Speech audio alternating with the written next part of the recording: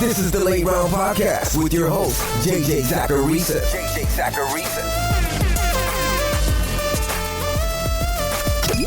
What's up, everyone? It's JJ Zacharisa, the editor-in-chief at FanDuel and at NumberFire.com, and this is episode 201 of the Late Round Podcast, one of the many shows that are part of the NumberFire Podcast Network.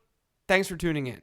I didn't tell you guys to play Derrick Henry last week, but I also didn't mention him as someone to sit, so that's at least a win. But no, I didn't see Derrick Henry's monster Thursday night performance coming. Not at all. I did pinpoint Jared Goff as a sit last week, though, and he was terrible. And the other quarterback that I talked about who had a tough matchup was Russell Wilson, who had 72 passing yards and 0 touchdowns. Those were two of the stronger recommendations last week. I also had Ian Thomas as a start. I didn't like Tyler Lockett. Dante Pettis found the end zone again, and Andrew Luck bounced back in a big way against Houston. Those were all good. I'd say the biggest miss that I had last week was Spencer Ware. He was more involved than I thought that he'd be, and he also looked a lot better than he'd previously looked. And it was against a tough Ravens defense. But Dalvin Cook wasn't nearly as good as I thought he'd be, but neither was the Minnesota offense, and Larry Fitzgerald didn't take advantage of the matchup as a flex play. But really, last week overall was pretty strong. So let's hope that things continue in Week 15. Before looking at this week's matchups, though, I wanted to remind you guys to head over to FanDuel.com and play the Thursday night special. You can make a lineup based on tonight's game, which should be a pretty good game, for a chance to win $200,000. Just go to FanDuel.com and check it out. Kirk Cousins was dreadful in Week 14, but things should look better for him this week at home against Miami. Cousins does have at least one touchdown pass in every game played this year, and he's failed to reach 200 yards just once. That's about a 12-point floor without any turnovers to be accounted for. So from that standpoint, we know he's a fairly safe option. But he's also at home this week where his yards per attempt rate is better this season, and he's facing a Miami pass defense that now ranks 5th worst in football according to NumberFire's expected points model. And that's adjusted for strength of opponent. So you should feel fine with Cousins in your quarterback spot this week. I wouldn't be ecstatic, but I think he's a totally reasonable play. Mitch Trubisky is a riskier option, but I think rankers are undervaluing him a bit this week. And it probably has to do with Monday night's game. And I can understand that, but Green Bay is a much different opponent than LA is. And Trubisky now has a game coming off that injury. On the road this year, the Packers have allowed no fewer than 15 fantasy points to a quarterback.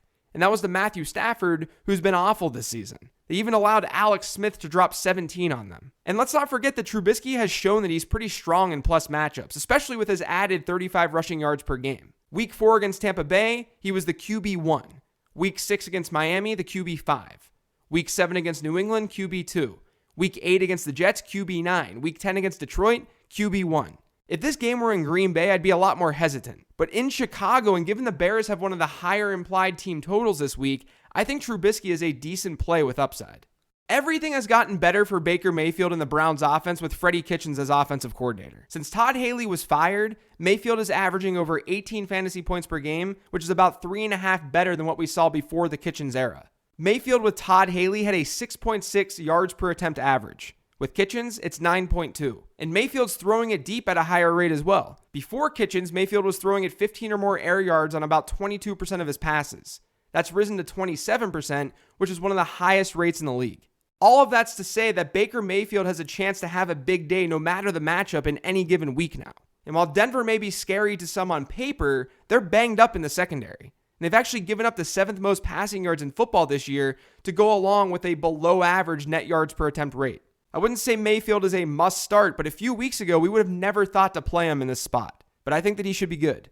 Aaron Rodgers gets the Bears defense in Chicago this week, and I think it's logical to be a little bit worried about the matchup. The Bears looked awesome against Jared Goff on Monday, and they've now given up just 2 top 10 performances since week 1.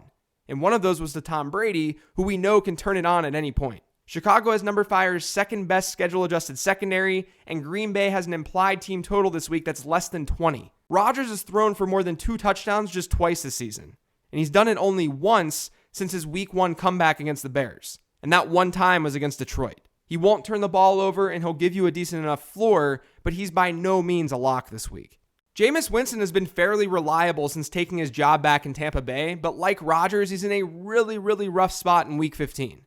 Baltimore hasn't allowed an opposing team to score more than 24 points at home this season, and they face Pittsburgh and New Orleans. They're also owners of the top-ranked secondary according to NumberFire, and they've given up the 6th fewest fantasy points to the position this year, despite facing Drew Brees, Ben Roethlisberger twice, Patrick Mahomes, and Matt Ryan. I would honestly play someone like Baker Mayfield over Jameis Winston this week. He's just a really risky start.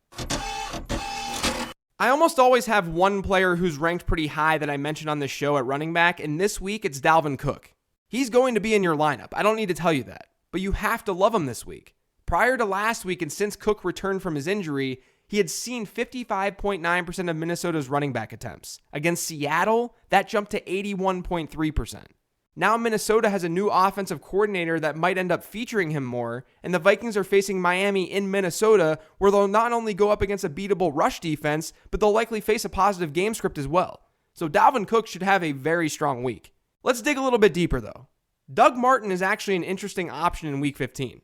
Cincinnati is NumberFire's second least efficient rush defense, and they've allowed more fantasy points to the position than any other team in the NFL. Meanwhile, Doug Martin has double-digit carries in 7 straight games, and he's completely dominated goal line looks for Oakland since Marshawn Lynch went down for the season. Since Week 8, only Christian McCaffrey has more goal line attempts across the entire league than Doug Martin. So that gives Martin plenty of upside this week as a flex play. Ito Smith hasn't out-snapped Tevin Coleman yet, but he played just one fewer snap than Coleman last week, and he's actually out-touched Coleman in each of the last 2 games. And this week, the Falcons are at home playing against a Cardinals team that's just been pretty bad. And as a result, Atlanta's an 8.5-point favorite. So a positive game script could lead to more rushing, and considering Smith has actually carried the ball more in the red zone this season than Tevin Coleman has, he's just as likely to score a touchdown as Coleman is. There really shouldn't be a big gap with their ranking this week given their recent usage. And I do think that Smith makes for a decent waiver wire type option at running back this week. Kenneth Dixon is another player that you might be able to find off your waiver wire and just plug him right into your flex spot. I would hope that you have a better option, but maybe you're in a deeper league, or maybe your team is just getting crushed by injuries. Regardless, Dixon has 8 rushes in each of Baltimore's last 2 games, and from week 13 to 14, he saw a snap rate increase from 21% to 32%. And this week, Ravens coach John Harbaugh noted that he expects Dixon's role to grow in the offense. Tampa Bay's allowed the 4th most points to running backs this season, and Baltimore has the 3rd highest implied team total of the week as 8-point favorites. That really favors Kenneth Dixon. Now, I'll be honest, it's really hard to find running backs that are getting volume who you should sit. I was going to talk about Aaron Jones today given his matchup against Chicago, but you're not really sitting Aaron Jones. I don't know how that information would really help you. But I do want to talk about James White a little bit. I think he's a super high variance play in Week 15. And the reason I say that is because it wouldn't shock me at all if New England utilizes him in the passing game given Pittsburgh's strength at stopping the run, but Pittsburgh has also seen just 10.6 of the passing yards that they've allowed go to running backs. That's the lowest rate in the league. And then all the while, White has finished as the RB37, RB36, RB9, and RB50 over the last 4 weeks in PPR formats. He's scored more than 9 PPR points just once over the last 4 games. So on paper, this looks like an awful matchup for James White. But part of me does believe that there's a good performance at the high end of his range of outcomes, given how this game could unfold. It could be a high-scoring, pass-friendly game. And we know the Patriots might struggle to run. But I'm bringing White up because I think he's just a really interesting player to watch this week. I'm leaning more towards him not having a big game, but you never know with the Patriots.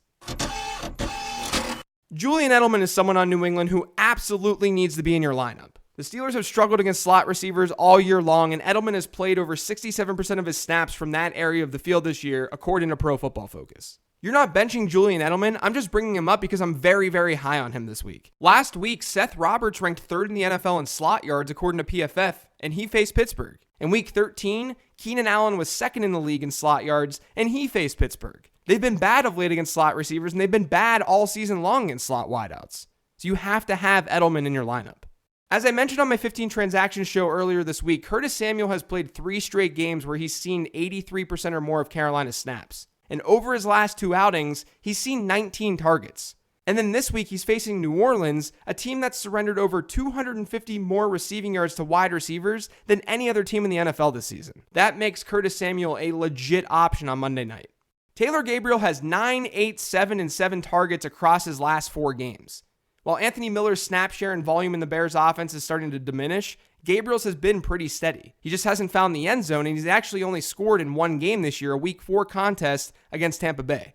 But I'm interested in him this week as a deeper play because Green Bay is a team that allows a high percentage of their receiving yards to go to wide receivers. And considering Gabriel's usage of late, he may be able to do a little bit of work when the ball's in his hands. It's definitely not the safest play in the world, but the combo of workload and matchup makes Taylor Gabriel a little bit intriguing. Amari Cooper has been incredible since joining Dallas, and you cannot bench him in fantasy football. You're not benching Amari Cooper after what he did last week. I'm merely here to say that I'm lower on Amari Cooper in week 15 than where the consensus has him. And it's because this matchup against Indianapolis is not a very good one. The Colts have actually given up the second fewest receiving yards to wide receivers this year, and of the receiving yards that they've given up in sum, only 50.3% of those yards have gone to wideouts. That's by far the lowest rate in the league. What that means is that passers are getting the most out of non-wide receivers when facing Indy. So I think Zeke could go ham as a pass catcher in this game, while Cooper comes back to earth a bit. I still think he's a wide receiver 2, but I don't think he's a locked-in wide receiver 1 this week.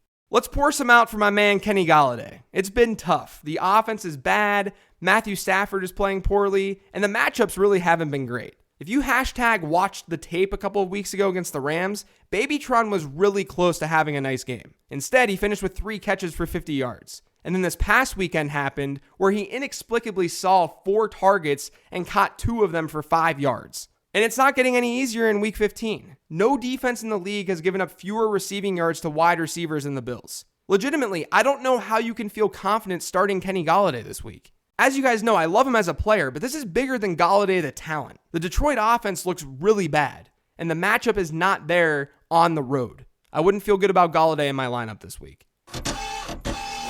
We know Cameron Brate can be a red zone threat as we saw last week against the Saints. He had 2 catches, and both of them went for touchdowns. He now has 3 touchdowns over his last 3 games. He's not doing a ton in the yardage department, but that could change against Baltimore. The Ravens are good at the perimeter, but 29% of their passing yards allowed have gone to tight ends, which is the second highest rate in football. They've actually been kind of bad against the position this year. So Tampa Bay may rely on Cameron Brate in this matchup, and as a result, he'll help your fantasy teams as a lower-end tight end 1 or a higher-end tight end 2. I mentioned earlier with Amari Cooper how the Colts seem to funnel a lot of looks to tight ends and running backs, and that makes Blake Jarwin an interesting streamer in week 14. He ran 19 more routes than any other Dallas tight end last week according to PFF, and he had 7 targets. His previous season high was 2. They may not continue to look his way, but this really is a matchup to exploit, so if they do keep running Jarwin out there, he should be able to score some fantasy points. I want to start off the defense portion of the show by saying that I think we've got one of the rare instances where you can start defenses from the same game this week. That Washington and Jacksonville game is going to be so ugly, and it's got the lowest over-under since 2012. I prefer Jacksonville defensively between the two, but you could honestly stream Washington if you wanted to as well. But my real streamer this week is Atlanta. They're at home, they're big favorites, and they're facing an Arizona offense that's posted 20 or more points just 3 times this year. I mentioned a lot of this earlier in the week on my 15 Transactions podcast, but even since Byron Leftwich took over the offense as offensive coordinator, the Cardinals are giving up 1.2 interceptions and 2.7 sacks per game. Atlanta's not good defensively. I'm not trying to sell Atlanta as a good defense, but it shouldn't matter as much against this Cardinals offense. That's going to do it for today's show. Thanks to all of you guys for listening. If you've yet to subscribe to the Late Round Podcast, make sure you are by searching for it on iTunes, Google Play, SoundCloud, TuneIn, Stitcher, and Spotify. And I'm also on Twitter at LateRoundQB. Thanks, guys. I'll talk to you tomorrow with the mailbag episode.